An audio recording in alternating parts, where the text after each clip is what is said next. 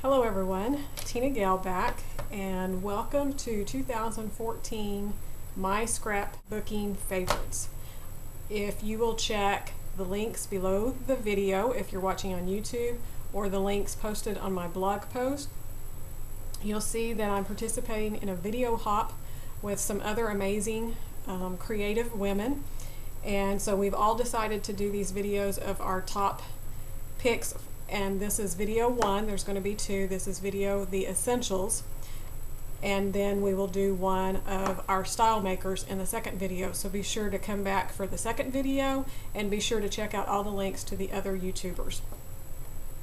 So on my essentials, I'm coming from the background of I'm a scrapbooker, so I do primarily layouts. I do some other things, but primarily layouts. So all of the supplies that I'm going to share with you that are my essentials are for scrapbookers, and this is a great toolkit if you're starting out. This is where I would start. My number one advice is don't go cheap. Don't go to the cheapest trimmer that you can get. Invest in your basic supplies, spend a little bit more, and you'll be paid back tenfold.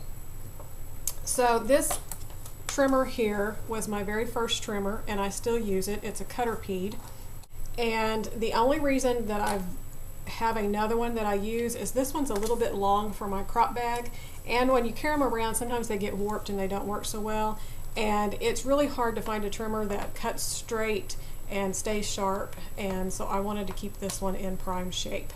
So I still use this one. This one still sits on my table. It's a rotary blade, so I don't change the blades very often. They last a really long time, and you can change the rubber mat down here, flip it around, so it's really an economical trimmer, but last, it cuts straight. Now the newer models, I have heard some conflicting reviews, so but I'm just going by this one that I've had since 1990 something.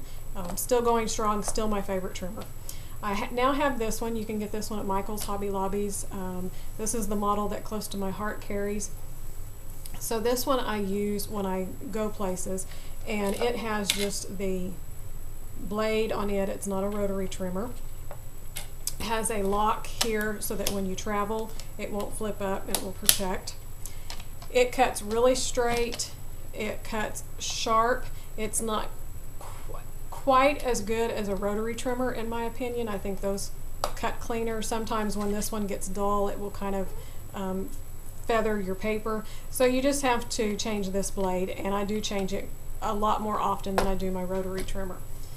It has the fold out ruler, so it will go 12 inches. The big thing on the trimmers that I like is I want at least 12 inches on the ruler horizontal, and I want a ruler that comes along vertically here for my paper.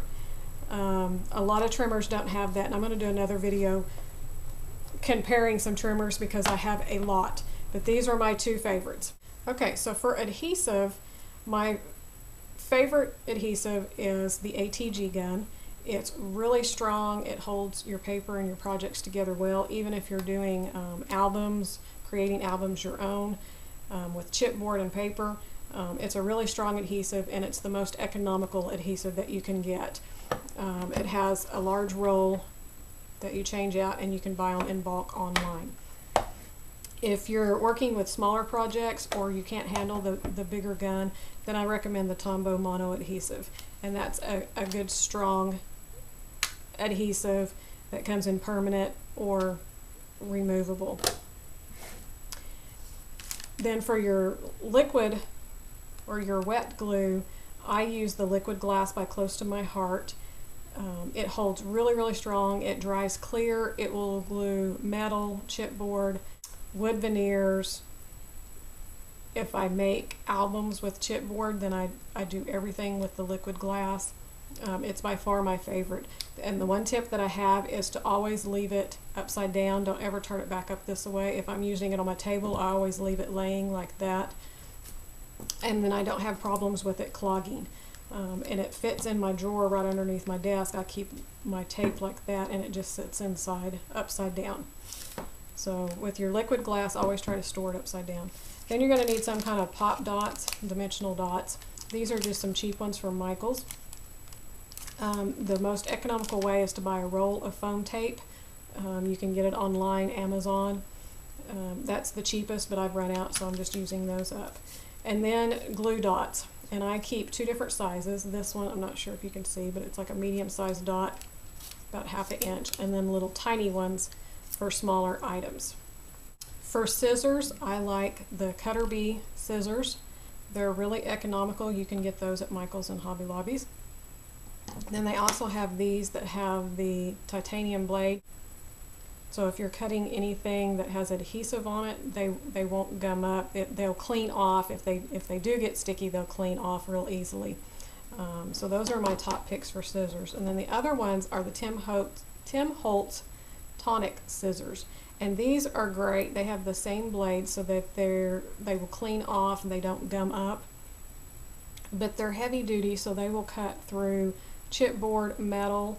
When you have rubber stamps that you have to trim out to use, they will cut through that. So I definitely recommend investing in a pair of those. So if you want the non-stick and the other, then I would probably get these two for your kit. Then I would recommend that you get a corner rounder punch. This is just a real inexpensive one from EK Success that you can pick up. And if you don't do very much, this is fine. If you're going to do very much, you want to invest, this is the best one. It's by We Are Memory Keepers, and it's a crocodile corner chopper, and it just opens up like this, and you can do a 1/4 inch round, flip it over, and that one does a 1/2 inch round.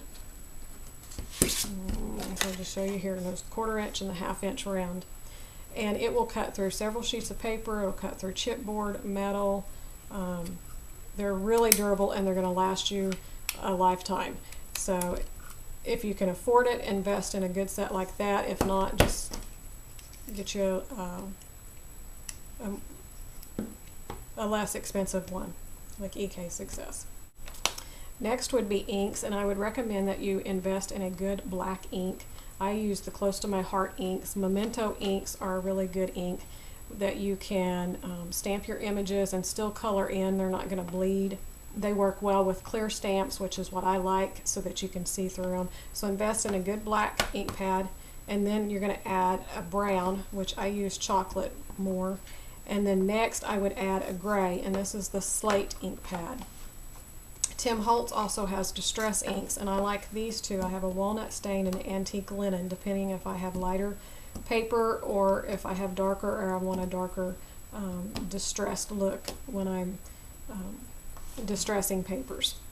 So those would be my top picks. Now when you're distressing papers with inks, you have a couple of different choices.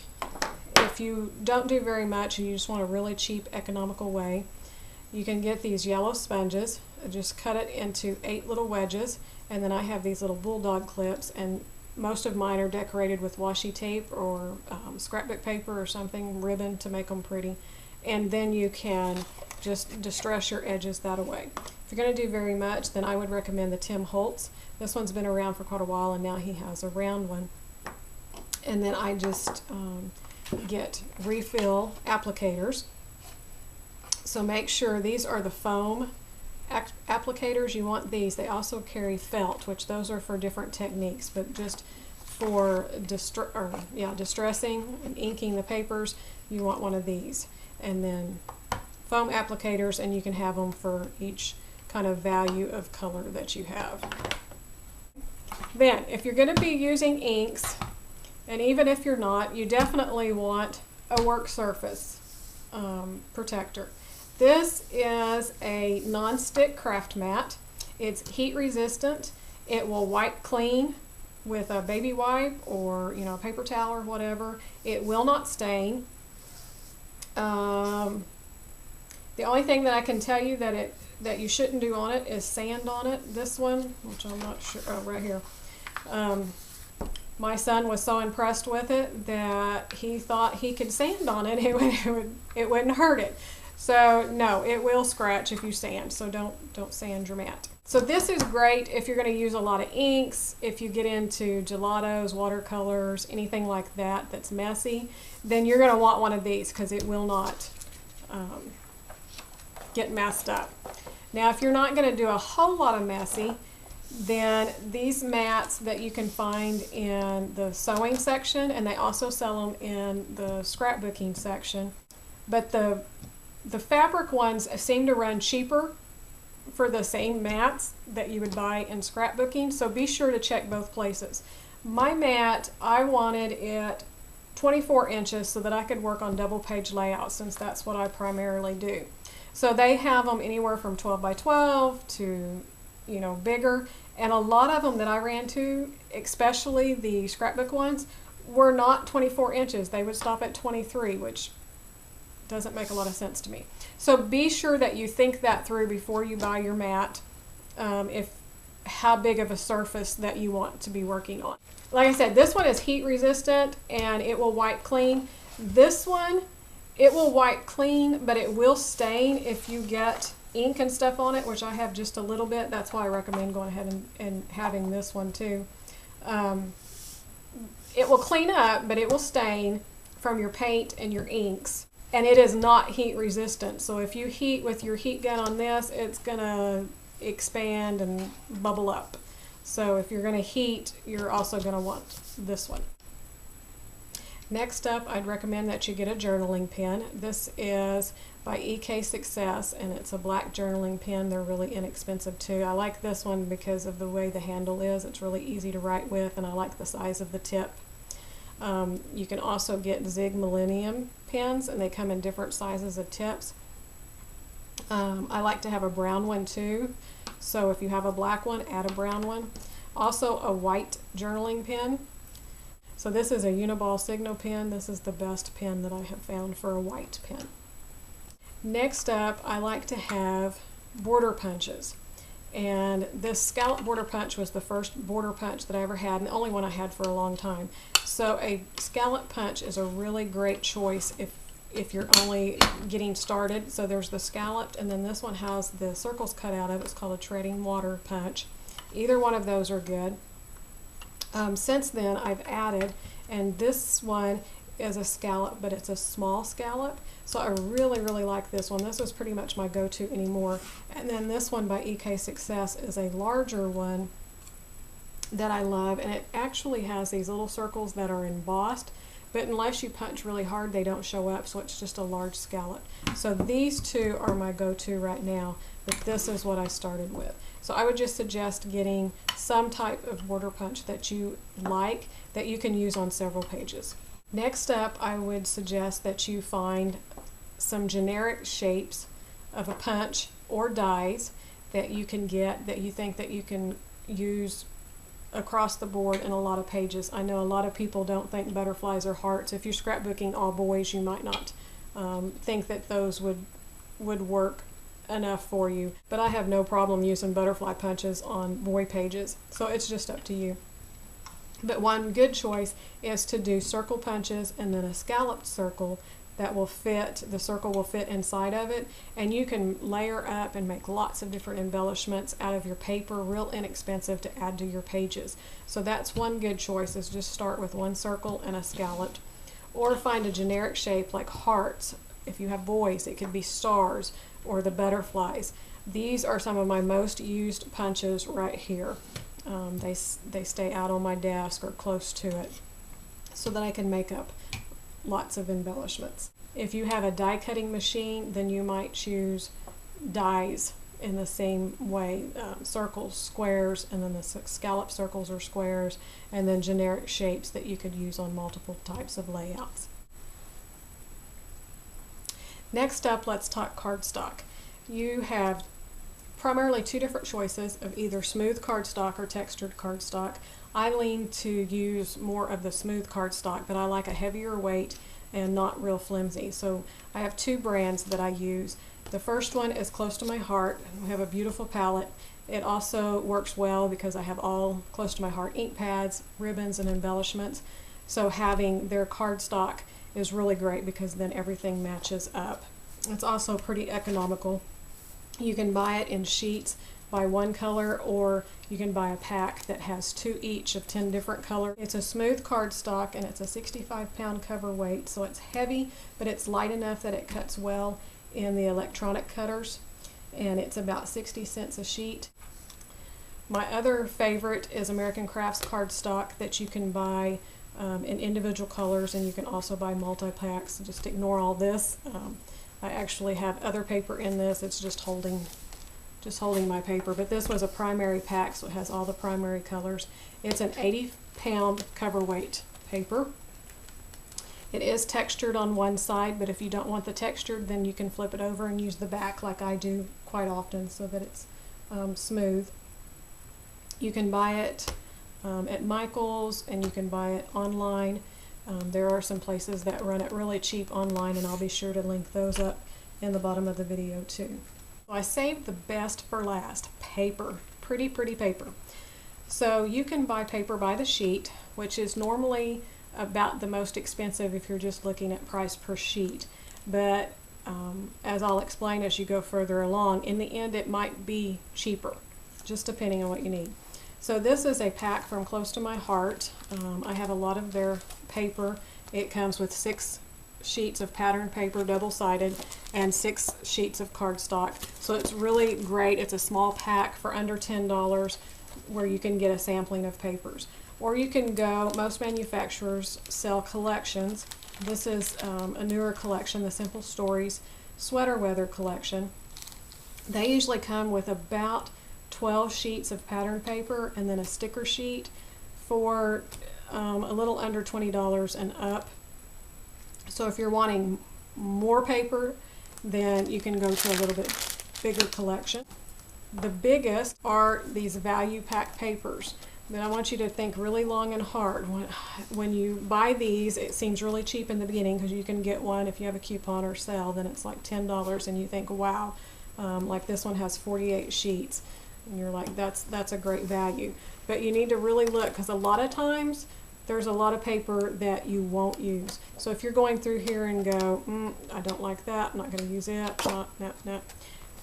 Then it's not going to be a good value when you count how many sheets you will use by the price. So a lot of times it's cheaper just to buy the sheets that you want. That's what I was mentioning earlier. But some of the benefits of having this is if you plan on doing an entire album and want it all to coordinate, then a lot of times this is a really great way to go because all of your paper's already coordinated to go, so it makes it really quick and easy. Just make sure that you're going to use most of it. And one thing that I like to do is buy 6x6 paper pads. And so this is a way. This one has 24 double-sided sheets. It's by Echo Park. And this one has 36 sheets, but it's only single-sided. So this is a lot of times a great way to go because you can get an entire collection for $5, $6. And it's a lot of fun to work with because the collections, or being 6x6, the print is smaller, and so a lot of times it's a lot easier to work with than when it's the full-size sheets. So this is a great way to add paper to your collection and to use it in projects that's economical, but yet you'll get a lot of different patterns from. So I hope that helped. If you're just building your supplies, all of these things are the essentials of what I would suggest that a new scrapbooker has. These are things that I consider they're worthy of the prime real estate of my desk when I'm working. They're going to stay in my crop bag if I go somewhere, or they're going to stay right here on my desk or right here in the drawer under my desk so that they're handy because I'm going to use them on practically every single project that I use or every project that I make. So I hope you enjoyed this. Be sure to check out all the links of all the products down below. Come back for the second video, that's My Stlyemakers, and be sure to check out all the other video hoppers that are participating today. Thanks for joining me, and we'll be back with episode 2.